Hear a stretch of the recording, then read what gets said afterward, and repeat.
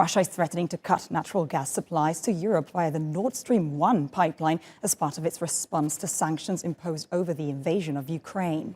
Analysts fear this could further raise oil and gas prices and heighten the turmoil in energy markets. Oil prices are seesawing near 14-year highs. The US is considering acting alone to ban Russian imports rather than teaming up with European allies, easing concerns of a wider disruption to crude supplies for now. Meanwhile, one of the biggest European buyers of Russia's natural gas, Uniper, has said it won't sign any new contract with the country for long-term supply, following other oil majors in shunning Russia.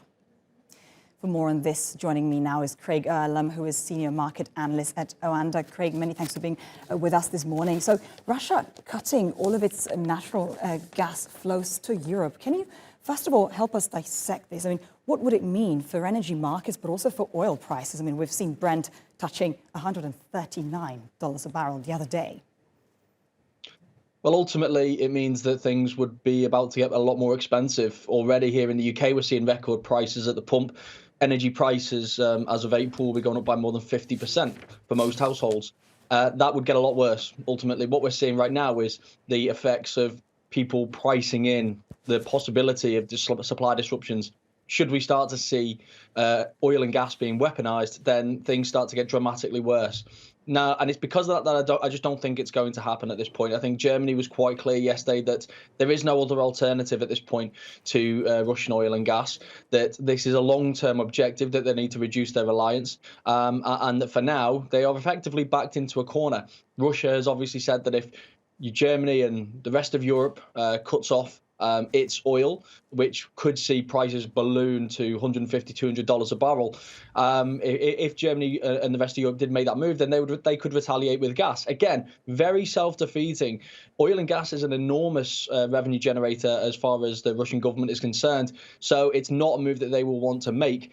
And both moves, I think, would inflict serious harm on both sides, but also themselves individually. I think we'd be certainly heading for recessions at that point. And like I say, because of that, I just don't think it's going to happen. The US, on the other hand, and one or two other countries, they are far less reliant on Russian oil. So it's a far more straightforward move than it is for a region that gets for which 40% of Russian gas, for example, flows to. Craig, absolutely. Very gloomy scenario ahead there. And as you say, there are no real alternatives for now. But at the same time, the US oil majors have asked OPEC members to help meet any shortfall in global crude oil supplies in the event of a ban on Russian exports. Can OPEC members fill this void? Well, just to put it into perspective, OPEC and its allies, including Russia, are currently failing to hit their output targets each month anyway. They are slowly increasing their output back towards pre-pandemic levels, increasing output by 400,000 barrels a day. And they are vastly under-delivering on that because of a lack of capacity, because of underinvestment over the last few years. So the idea that they can suddenly jump in and fill a void left by the world's second largest oil producer is fanciful at best.